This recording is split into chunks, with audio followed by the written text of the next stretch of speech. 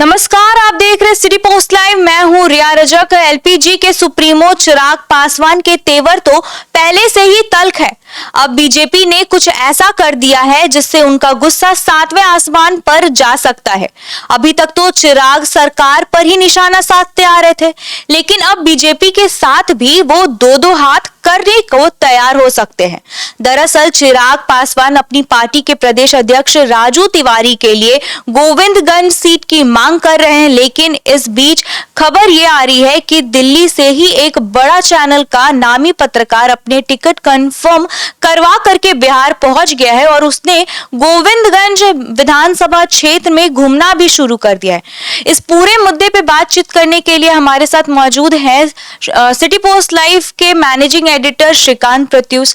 Sir, Chirag Paswan तो ऐसे पहले से भी अपने सीट को लेकर के गुस्से में थे और अब उनके प्रदेश अध्यक्ष के लिए अगर सीट नहीं बचेगी तो उन क्या करेंगे?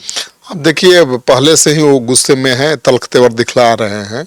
जाहिर है कि जितनी सीटों की वो मांग कर रहे हैं उतनी सीटें उनको नहीं मिल रही है, तो नाराजगी जाहिर करते रहे हैं दूसरे तरीके से।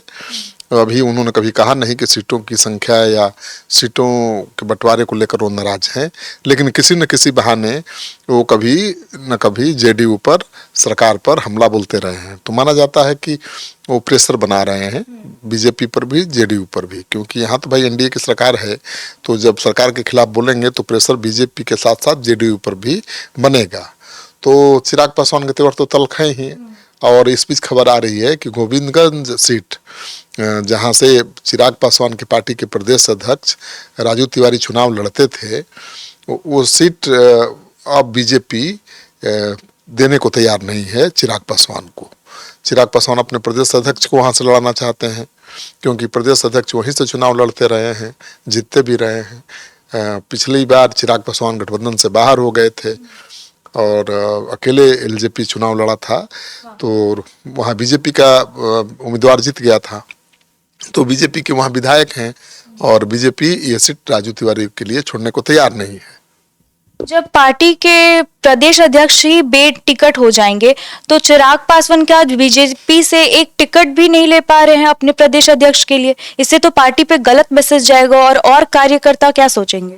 हाँ बिल्कुल, ये तो बहुत प्रतिष्ठा की बात है कि पार्टी का जो प्रदेश अध्यक्ष है, अगर उसी को एक सीट नहीं मिल पाती है तो बाकी नेताओं और कार्यकर्ताओं के बीच यही संदेश जाएगा कि भाई बीजेपी के सामने चिराग पासवान की चल नहीं रही, या चिराग पासवान अपने प्रदेश अध्यक्ष के लिए भी एक पसंद की सीट नहीं ले पा रहे हैं। दरअसल वो सीट तो है चिराग पासवान की पार्टी का ही, उन्हीं के पार्टी के नेता हैं राजू तिवारी, प्रदेश अध्यक्ष हैं, जो वहां से चुनाव लड़ते रहे हैं, जीतते भी रहे हैं। पिछली बार चुनाव इसलिए हार गए थे कि चिराग पासवान अकेले चुनाव लड़ रहे थे, एनडीए से अलग हो गए थे, तो बीजेपी के विधायक वहां जीत गया। अब बीजेपी के विधायक के पक्ष में खड़ा है वहां राधा मोहन सिंह, जो सांसद हैं। वो चाहते हैं, वो तैयार ही नहीं है कि ये सीट बीजेपी चिराग पासवान को या किसी दल के लिए छोड़े। तो राधा मोहन सिंह स्थानीय सांसद हैं, उनका बहुत जोर है उस इलाके में और वो विरोध कर रहे हैं। दूसरी तरफ खबर ये आ रही है कि दिल्ली से एक बड़े चैनल के पत्रकार अपना टिकट दिल्ली से ही कंफर्म करवा के बिहार पहुंच गए हैं। वो क्षेत्र में घूमने भी लगे हैं, बिहार के नेताओं से मिलने भी लगे हैं, क्योंकि उनको निर्देश है शायद कि आप जाइए बिहार के नेताओं से मिलिए और पार्टी ज्वाइन करिए। तो उनको आश्वासन मिला है, तभी इतनी बड़ी नौकरी छोड़ करके वो बिहार में घूम रहे हैं। तो मुझे लगता है कि बीजेपी के प्रदेश के नेताओं को केवल भरोसे में लेने के लिए और औपचारिकताएं जो होती हैं पार्टी में शामिल होने की, उसको पूरा करने के लिए वो आए हुए हैं। तो माना जा रहा है कि इस बार बीजेपी वो सीट नहीं छोड़ेगी राजू तिवारी के लिए, और जो सिटिंग विधायक हैं उनको भी नहीं लड़ाएगी, इस पत्रकार को लड़ा सकती है, क्योंकि पत्रकार भी प्रभावशाली हैं, नामी गिरामी पत्रकार हैं और अनुभवी भी हैं। तो उनको जब आश्वासन दिल्ली से मिल चुका है तभी नौकरी छोड़ के आए हैं। तो अब सवाल उठता है कि राजू तिवारी क्या करेंगे। तो बीजेपी तो सीट छोड़ने के लिए तैयार नहीं है, तो क्या लगता है कि चिराग पासवान गठबंधन तोड़ देंगे? नहीं, अब एक सीट के लिए गठबंधन थोड़े तोड़ा जाता है। ऐसा होगा तब तो गठबंधन चलेगा ही नहीं। सीटों की जितनी संख्या की मांग वो कर रहे हैं चिराग पासवान, अगर संतोषजनक संख्या हो जाती है, जिन सीटों की मांग कर रहे हैं वो सीटें मिल जाती हैं, तो मुझे लगता है कि गठबंधन रहेगा। अब केंद्र में मंत्री हैं, उनके 5 सांसद हैं, मुझे नहीं लगता है कि इतना बड़ा वो रिस्क लेंगे। तो चिराग पासवान हाँ ये जरूर चाहेंगे कि ज़्यादा से ज़्यादा सीटों पर उनकी पार्टी लड़े। 40 सीटों की मांग कर रहे थे, लेकिन सूत्र बता रहे हैं कि 28 से 30 सीटें भी मिलेंगी तो मान जाएंगे। तो सीटों की संख्या को लेकर तो जरूर वो तल्ख-तेवर अपनाए हुए हैं, क्योंकि सूत्र बता रहे हैं कि मुकेश सहनी भी एनडीए में आ रहे हैं, तो अब तो 40 सीट 30 सीट देने की का सवाल ही नहीं उठता है।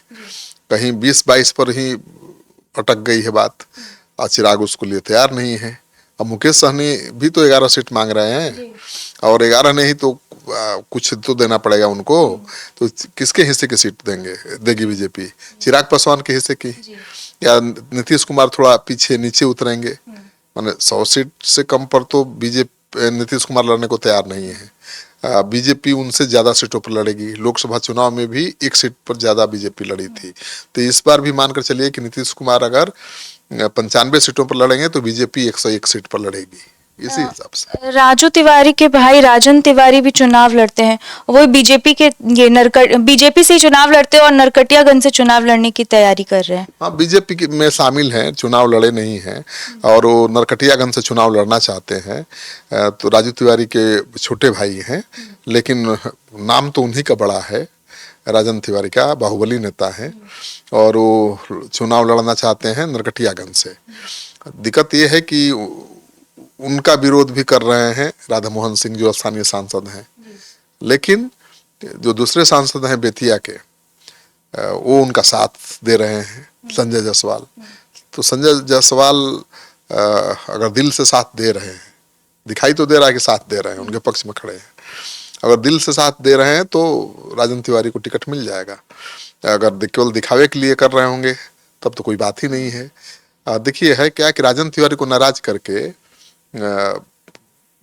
संजय जायसवाल का चुनाव जीतना मुश्किल है, क्योंकि जहां से संजय जायसवाल चुनाव जीतते हैं वो ब्राह्मण बहुल इलाका है, बेतिया। तो राजन तिवारी का साथ चाहते हैं वो। पिछली बार भी राजन तिवारी निर्दलीय खड़ा हो गए थे, तो उनको किसी तरह से मनाया संजय जायसवाल ने, बैठाया। अब उनको अगर विधायकी की टिकट लेने में मदद नहीं करेंगे तो राजन तिवारी तो बागी बन ही जाएंगे ना, और राजन तिवारी बागी बनेंगे तो 1 नहीं 2-3 सीटों पर खड़े हो जाएंगे और बीजेपी को हरा देंगे, क्योंकि थोड़ा वो भी लड़ाकू नेता हैं। तो बीजेपी चाहती है कि राजन को किसी तरह से एडजस्ट किया जाए वहाँ, और राजू तिवारी जो विधानसभा सीट अगर नहीं मिल पाती उनको, तो उनको विधान परिषद में भेजा जा सकता है। चर्चा भी है कि चिराग पासवान की पार्टी को एक एमएलसी का, एक राज्यसभा का पद का ऑफर दिया जा रहा है।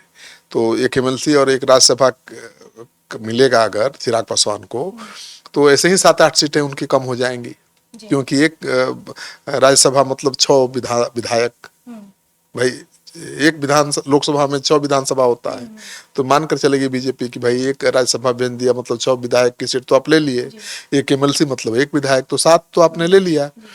तो तब शायद 22 पर सीट पर चिराग पासवान मान जाए, एक राज्यसभा मिले, एक एमएलसी का मिले, तो बात बनेगी। अगर ये भी नहीं हुआ तब तो मानकर चलिए कि टकराएंगे चिराग पासवान बीजेपी के साथ।